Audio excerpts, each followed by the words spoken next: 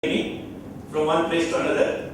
I have the honor to keep my employers on probation and never stayed in one institution for long. And he has moved to several, but wherever he has been, he has gathered rich experience. And we are going to listen to him. He serves for Hyundai now.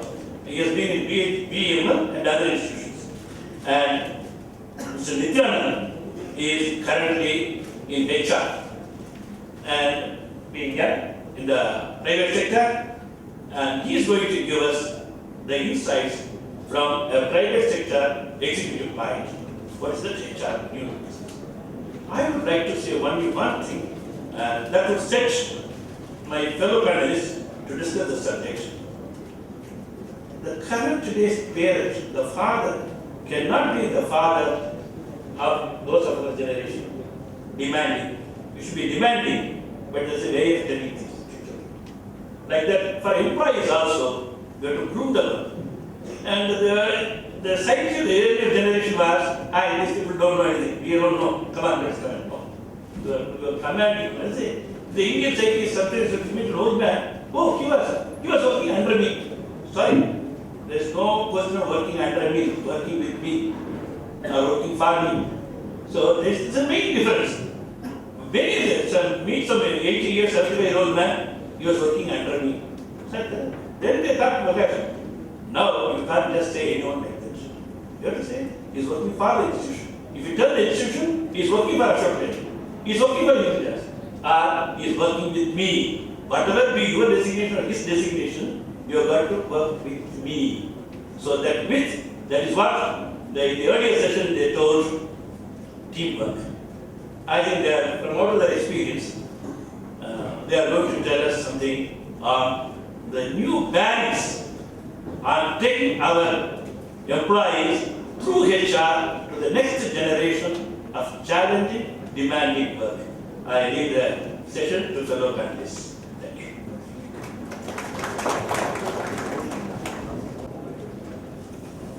Dr. Natarajan and my fellow panelists, ladies and gentlemen, it's a great pleasure and privilege to be here on this occasion and to be a part of this HR conclave, which is really a wonderful marathon exercise. I congratulate the Nehru Group of Institutions for having organized this. We had a program in Chennai some time back by the SRM colleges, and Nehru institutions have taken the initiative to do it in the second most industrialized city of our state. So I congratulate the Nehru institution once again. We move on. Whole through the day you have been listening to a number of subjects. Now we just now had one on emotional intelligence, you had on change management, motivation, and many other things. And this is about the last. And when we say that, okay, what do we do for the next, the changing the HR practices for the next generation? So what I will be doing is, first we will discuss what is the present scenario. What do people think about the HR profession? That is, what do HRDs themselves think?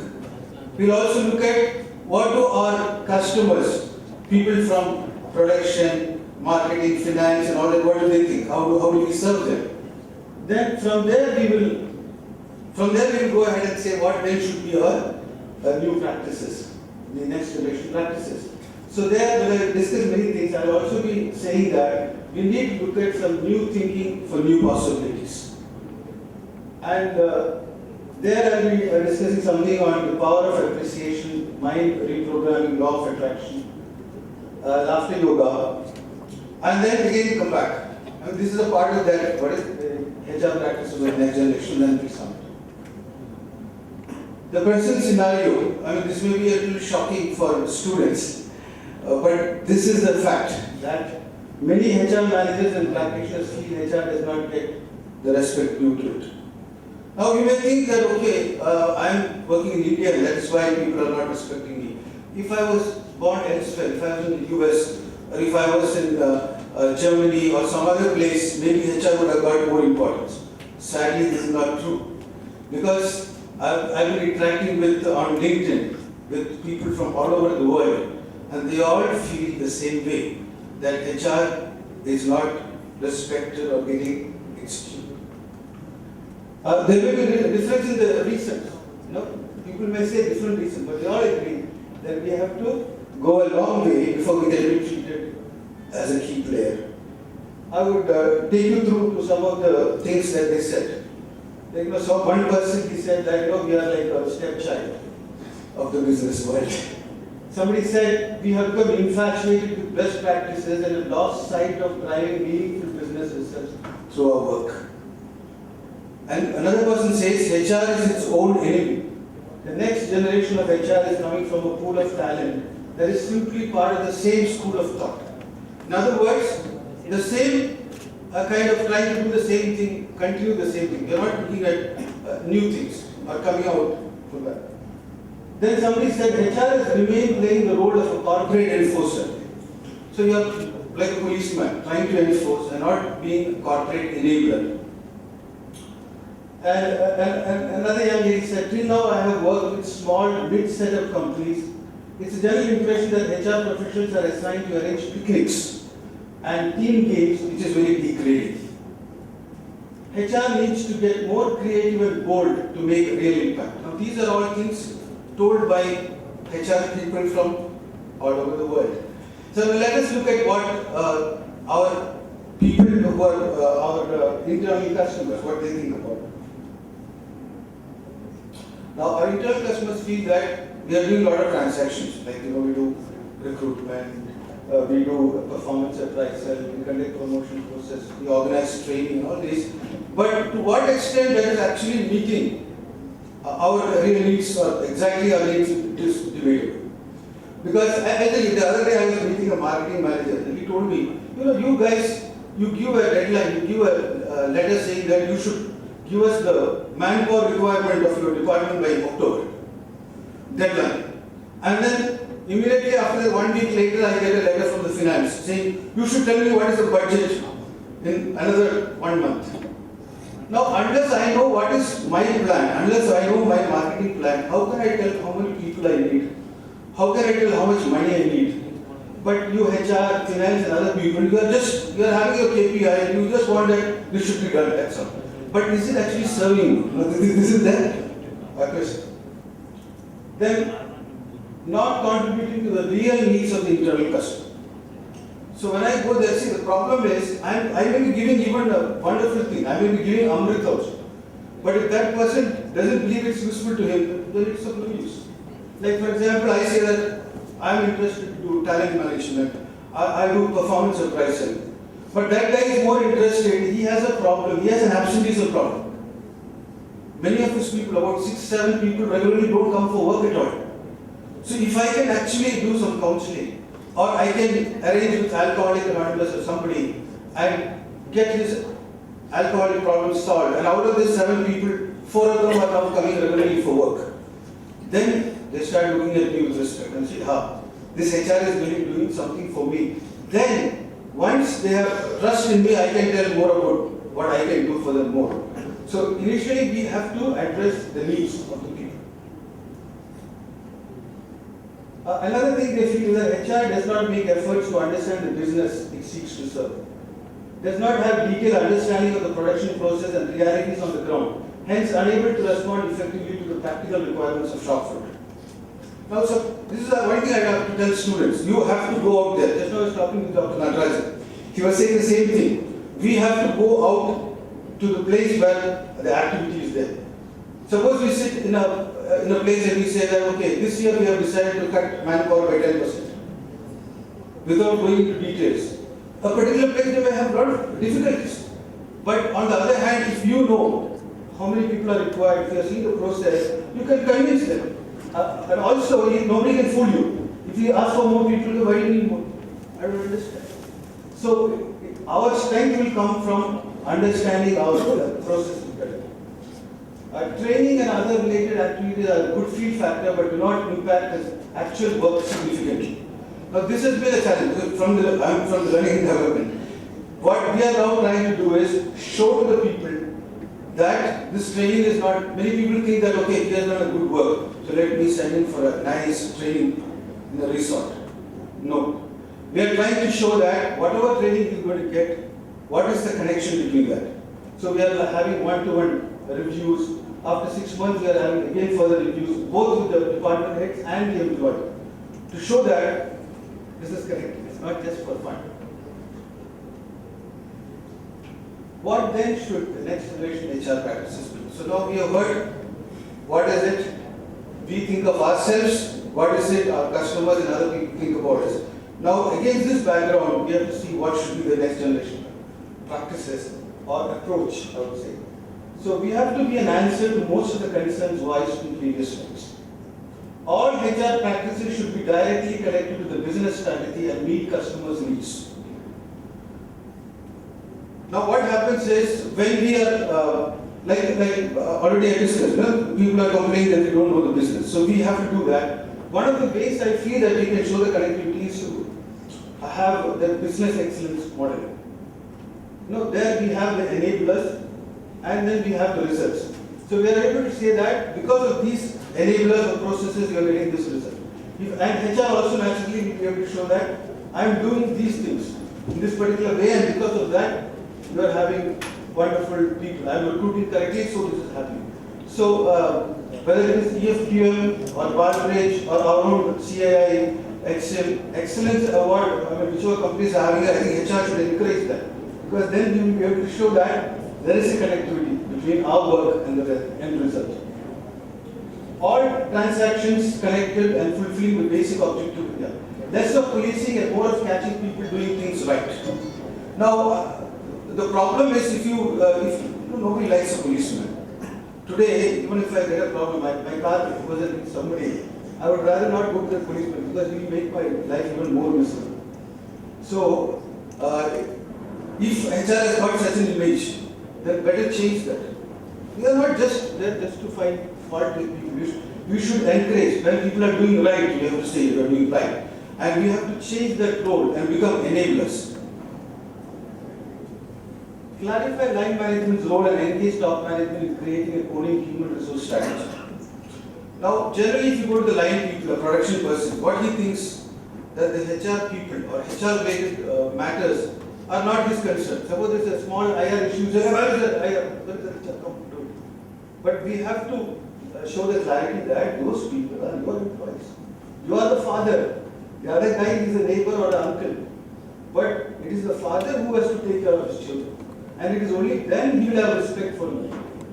So we have to show that the line owns its people. So we have to clarify the line's role. We also have to develop the strategy, HR strategy, along with the other people, other stakeholders. Create a human resources plan for the organization as a whole, which forms a part of the organization's business plan. Now, when we have a business plan, the business plan is for the whole company. When we have a marketing plan, do you say this is marketing plan's plan? No. We say it is our company's marketing plan. Similarly, you have a production plan, it's our company's production plan. We need to have our company's human resources plan. It is not somebody's, it is not just HR department's plan, it is our company's plan. And if you want to make it our company's plan, we have to take inputs from everybody and get them to own it. So it's owned by the head of the business and line management. Embrace new thinking for new possibilities. So here, these are just what new possibilities, what I'm saying are just some thoughts, something that we have tried, just telling you. That is not exhaustive. You can think in your own company what you would like to do. Now, new thinking for new possibilities has become necessary because if we continue to do the same things, we will get the same result. Suppose you are studying. You are studying in a particular way. You are getting up early in the morning, you are studying 2 hours. Later on in the night also you are studying 2 hours. You are doing a very hard work diligently. But you are not getting, you are only getting C's and B. You are not able to go to A and up. Then you have to change that. Although it seems okay, you have to change the strategy if you want to get better results. So, since from our own feedback, we have seen what we are also not happy with the position knowledge. We have to look at new things. So here I am just suggesting that we can look at some of these things as power of appreciation, mind reprogramming, law of attraction, laughter yoga. I know these are all a little different. Not normally spoken of, but I am going to talk about it. These 4 things which I told you, I am going to a little bit elaborate. appreciative inquiry, neuro-linguistic programming, emotional freedom technique, and Kaya Yoga. I will not be going into detail about that, but you can certainly go to my blog. I write a blog called hrd.blogspot.in, where all my thoughts are elaborately discussed. So there you will get about the appreciative inquiry. Neuro-linguistic programming has been around since the 1970s. Richard Bandler. But somehow industry we are not taking advantage of that. We can use it for modeling. Our best employees can be modeled, and we can create the same skills in number of other people. Similarly, emotional freedom technique is a very good method by relieving stress. And Kaya Yoga is actually from South India, the Siddhas. They have been, why I put it there, I organized this program in my company and I went through it myself. It requires just 2 minutes, 3 times. So 2 plus 1 minute in the night. 5 minutes of doing this, and tremendous advantage in terms of health. My own readings in terms of cholesterol, everything come down, become normal after practicing this wonderful thing. So I thought I should tell you about that. Now, I was reading about the power of appreciation. Now, appreciation has got 2 sides. One is our attitude, and the other one is how we act based on those attitudes. Since for want of time, I will not go very elaborately on this. What I am just telling is that we normally try to criticize. If something is wrong, we say, this is wrong, that is wrong. But instead, if we start appreciating, we will find a totally different volume altogether. I will give you an example. We had some program for supervisors. Now the supervisors, they were actually technicians, at least who were workmen. By virtue of their good work and all that, they have been promoted as supervisors. So during this class, I split them into 2 groups. Suppose there were 25 people, I split them into 12, 13. And one group, we told them that, just imagine that you are supervisors. And the other group, imagine that you are technicians. Now, one from each group, they were required to come out. The supervisor was supposed to say good things about the technician, and then the technician person comes and talks good things about the supervisor. Normally, it is not done. Normally, workman, technician does not like supervisors, and vice versa. But here, for this group was not difficult because till very recently they were technicians, so they know what are the good things about technicians, and now they are playing the role of a supervisor, so they know that. And this group, they did that, and after the end of the exercise, there was a feeling of general goodwill and happiness. But that is not the point. After about 1 month, I showed this clip. The same clip, I showed it to a group of technicians. And believe me not, the thing is, I told you, generally technicians, they don't care about supervisors. But this time, they were all listening, pin drop silence, and a lot of attention, accepting everything that was going on. And what I told them was, these are just 2 roles. If you can do the same thing for a number of roles, it can be production and maintenance. Normally they have a lot of conflict. Or it could be vendor and something. So keep them together and do that. Actually, we did that in another program called Synergy with really wonderful benefits. I'm not going too much into detail because we have limited time. My programming is another thing that we have tried to advance. The thing is, normally when an employee comes to work, he comes with a positive attitude. When you come as a student, why do you come? You say, I want to work very hard, I want to get very good scores. Then you meet some other friends and say, why do you do like that? Yeah, there's a good movies running in Coimbatore city, so let's go there. So you move around and somewhere along the way you lose track. Similarly, it happens to an employee. Now what we need to do is, we have to, when the programming has to be reprogrammed. When something has gone wrong, we have to reprogram. So what we do is, we take the person to a meditative state and then put it. Because, like our speaker was saying, emotional intelligence session, 21 days, when you do continuously something, it becomes a part of your system. Now what we did was, for the safety of these ITI trainees. So when they come, they know, everybody, we all know that safety is important, we have to wear our gloves, we have to wear our helmet and all that. But somewhere along there we tend to forget. So what I did was, I took them to, on the request of the team, the technical team who was doing that, we took them to an alpha state, and then they made positive affirmation, like I am now very.